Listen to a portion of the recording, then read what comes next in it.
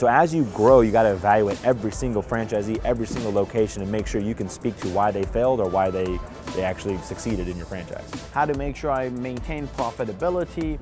I don't want to go up and then I heard this interesting topic. It's like you don't want to go up the escalator and then come down the elevator because that crash is pretty hard. Yeah, so I don't want to make that mistake.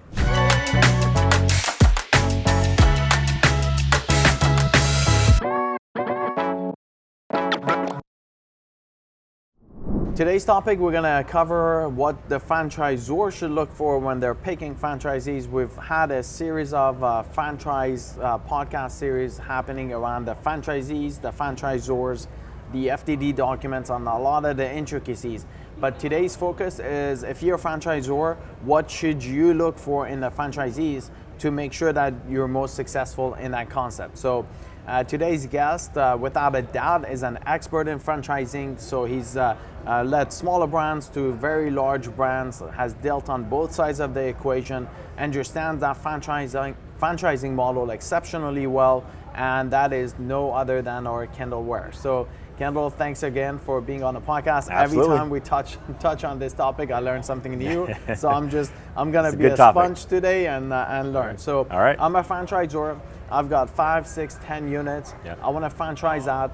This is actually a very interesting topic because obviously we're thinking about that stuff on our Milagro Capital side. So what should I do? So you're trying to tell me how to do this thing and how to grow my brand, how to make sure I maintain profitability. Right. I don't want to go up and then I heard this interesting topic. It's like you don't want to go up the escalator and then come down the elevator. That's right. Because that crash is pretty hard. Yeah. Yep. So I don't want to make that mistake. Right. Run me through this whole concept of, again, I'm a franchisor. I'm trying to franchise out, grow my brand. Yeah. I don't have any franchisees, all corporate owned, but I have big ambitions. Right. Where do I go? Where do I start? Be patient. And if it truly is something you want to do, you want to become a franchisor, make sure that you can confidently say you've proven out the model.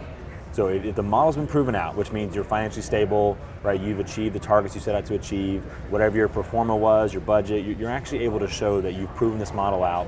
And you have a few years minimum, I would say 2 to 3 years minimum of operating history that says that yes, this can be replicated because I've done it maybe 2, 3, 4, 5, 6 times. So I know that it's ready, and because I have a demand. If I don't have a demand yet, like I actually met a guy last night, said he has 2,500 franchise inquiries and he has 5 locations. Oh, wow. To me, that proves out there's a demand. Not to say they're qualified, but there's a demand, right? And that is a good indicator that it's time to consider maybe franchising because people are seeing something special about your brand. Of course. Now, on the franchisee perspective, it could be what I've shared before, which is, well, they might just be chasing it because it's the hot thing in town, they love it, but that's still a good indicator to you as a franchisor that people are considering investing in your brand. So that's a telling sign. But that's on the front end, and on the early stages, that's the first question. Like, would you trust a family member? Would you trust your best friend to invest in this business and operate it? Like, do you think they could actually be successful? Like, keep that on your mind before you go down the franchising path. But let's skip a little bit to a more sophisticated franchisor or maybe an emerging franchisor. They've already proven it out. They have franchisees. They've been in the business. When you're looking at these prospects coming through, you're going to have your own stipulations and criteria, right? You're going to have a net worth minimum. You're going to have credit checks. You're going to have background checks. You're going to make sure that they have some level of experience. Like, there's going to be some things that you look for. And maybe you're even targeted to be looking at certain locations. And so if they're not based in a certain state, maybe you're not talking to them. Maybe you haven't registered your franchise in a state, so you can't even do business there legally anyways. But whatever that is, what you should focus on next after you get through the basic checks and balances is this prospect a good fit with the culture?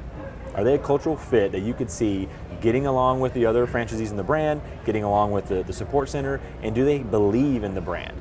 Or are they just someone who loves menu item 7 and they've been coming here for 3 years and they want to buy one for their son, right? There's stuff that happens like that. But why? What is that operator, that future franchisee, what is their why of wanting to become a franchisee with your brand? Make sure that's clear. Make sure they have one. Make sure they've thought about it.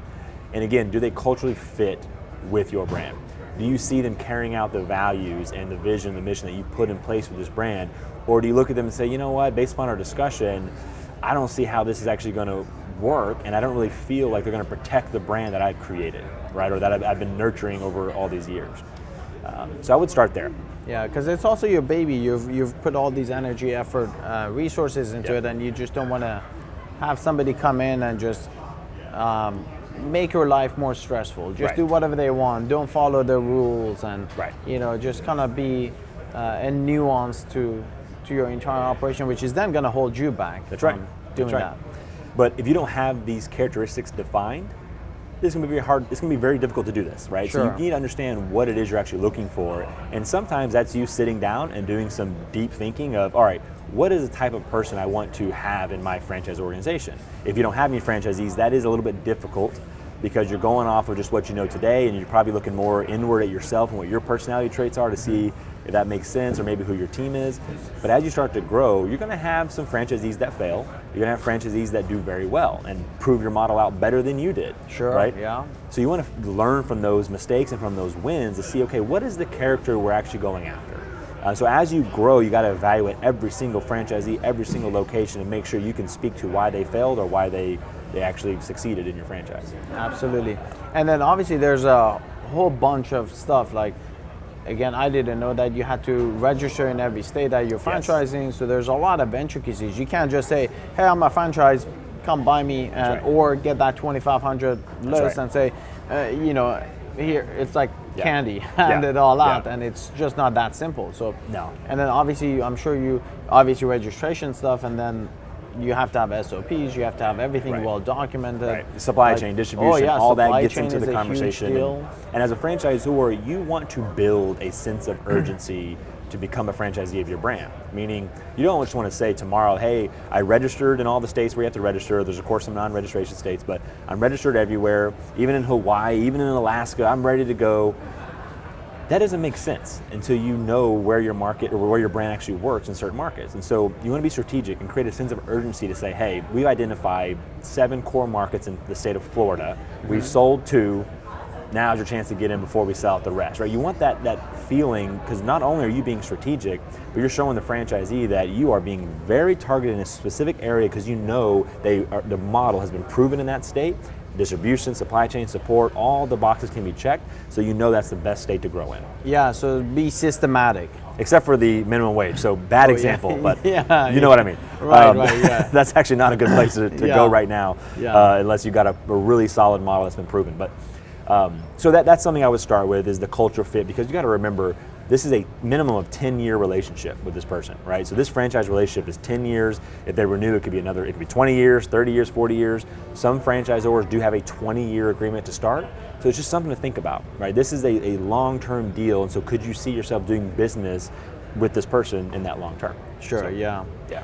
Any pitfalls to look out for when you're picking potential franchisor or franchisees, and just say, look, like, these are the things, I guess that depends on the brand, but anything like these are to avoid and not get into these situations? Or like if you're a small brand and you've got somebody coming in and saying, hey, you only have 5, I'm gonna buy 50. Yeah, so you touched on 2 good things, and they kind of lead to my next point. My next point is, you need to understand, now that you've got through the basic checks and balances, right? You got through, are they a cultural fit or not? Now you want to understand what their intentions are when it comes to operating this business. Are you a franchisee that wants to be an investor and you have a full-time day job, you live 4 states away? Like, what is your plan here? Are you trying to be passive? Okay, that's a discussion, because maybe our brand is okay with that, maybe it's not. But you as a franchisor have to dictate that.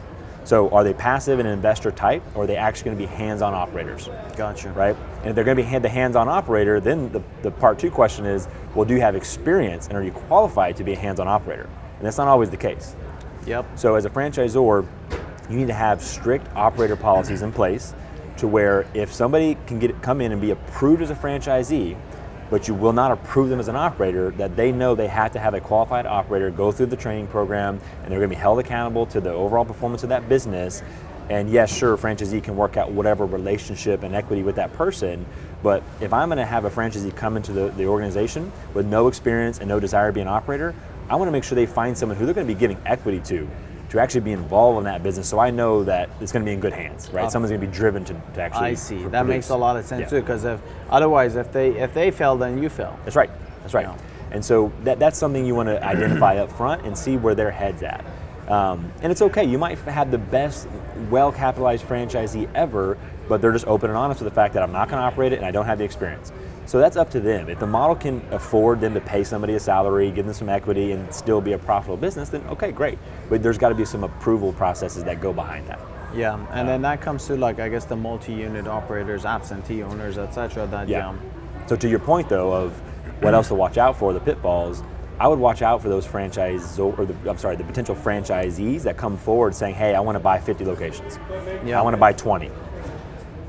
Sometimes that is incredible. That can change the game, right? When we were at Genghis Grill, we had 7 units, and a group came in from Papa John's and signed a 40-unit deal.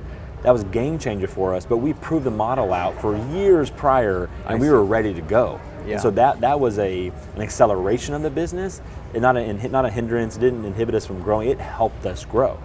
But there's some brands where they have 2 units, and the guy walks in and says, hey, I'm going to pay for 50 up front. I got some investors. I don't have any experience. Let's go. It's too early in the process. Yeah. But as a franchisor, it's going to be so hard to say no to that. I agree, because you're looking at the growth, and that's what you want to do. That's what you wanted to do, and now somebody's saying, hey, let me make it happen. That's but right. Yeah. They may sign the deal and fund some of it, etc., and never open them, or open and keep shutting them down, and just makes you look bad. And then now you got to deal with all the paperwork on the franchisor side and declare that, which is, again, it's going to have a massive cascading effect that it's going to make you look bad because there's a lot opened, a lot closed. Right. So you'll have some franchisees that come forward, and in your brand, you might want to set a minimum. You might want to say, hey, we only do business with people who are willing to do 2 or more units. Maybe it's 3 or more units. You get to that point when you're trying to grow strategically in a new market. Right now, if you know that you have 4 states where you operate today, and in those 4 states you do very well, and there's tons of other territories available, it's okay to allow some 1-unit franchisees to come on board. But if you have a 1-unit franchisee wanting to come into a whole new state across country, let's say like Nevada, okay, maybe you shouldn't allow that. Maybe you should allow someone come into Nevada if you can prove out the model, and they have a minimum of 3 units. But you have to make sure that the capital is there and the experience is there. Now, in today's world, you do have a lot of private equity in franchising on the franchisee side. So you have a lot of franchisee-backed operators out there who have this private equity could come in here and they could build out 50 units. And they probably have the infrastructure, they probably have the experience, and they probably have other franchise brands are doing today. So it just depends upon who this person is. But yes, evaluate that, but then evaluate you as a franchisor. Are you ready to take on such growth? Yeah, because it's going to have to have a pretty big team to support them, and obviously there's a whole infrastructure that has to be provided. Otherwise, why would you franchise that concept? Why not just go get your own independent operators? Right. So you have to figure out what those parameters are as you start to scale. But that's some of the things you're looking for. The last thing I would say is you want to create a culture where you are the one who is awarding a franchise to this franchisee. You're not selling a franchise. Yeah. Most franchisors get in the mindset of I got to sell deals, I got to sell franchisees. And that's not a good space to play in. Yeah. Because when you get to that point and those checks start coming to the table, you're probably going to start saying yes. You start doing a lot of handshakes, and then you forget, like, oh wow, they're not an operator. 2 years later, you're trying to figure out how to get that franchisee out because they're not willing to get an operator, not willing to pay a salary, and they're probably underperforming. And now it's just more of a legal debacle that you could have prevented if you would have done the due diligence on the front end, right? And so you just want to make sure that you have a process where the franchisee candidate comes forward with their own pro formas, right? Yeah. Their own business plans. They know what markets they're trying to go in. They have some ideas on real estate. They are really trying to do their own homework on your brand and where they think it can work. And then you want to put them through a process where they feel like they are being evaluated. They feel like they have to gain approval from you and the rest of the leadership team. You don't want them to think that, oh, all I got to do now is fly to their support center, go to this meeting, and then I'm going to open this franchise. Sure. I don't want any franchisee to feel like the process was easy, because if it did feel easy, then most likely that franchisor does not have enough systems, processes, or infrastructure to truly support the growth of franchisees. I got you. And same for a franchisee. I know it's a little bit different topic, but if it was easy for you to get in, just consider that a red flag. Like if you walked in the door and you signed and it was ready to go, like there's some red flags there. Sure. Right? And then that brings up, I guess, on the single unit operators, the supply chain and getting all that set up, that's another headache and nightmare on that side as well. Right, absolutely. But those are some things as a franchisor I would be looking out for, I'd be mindful of, and really define who you want this franchisee to be and go after those people, and then of course identify the markets that you actually can and want to grow in. Awesome. Well, that's the end of that topic. Thanks for tuning in, Kendall. Thanks Absolutely. for being here. Always a always pleasure. learn and always pick up a new topic. So thanks for joining in today. Yeah, thank you.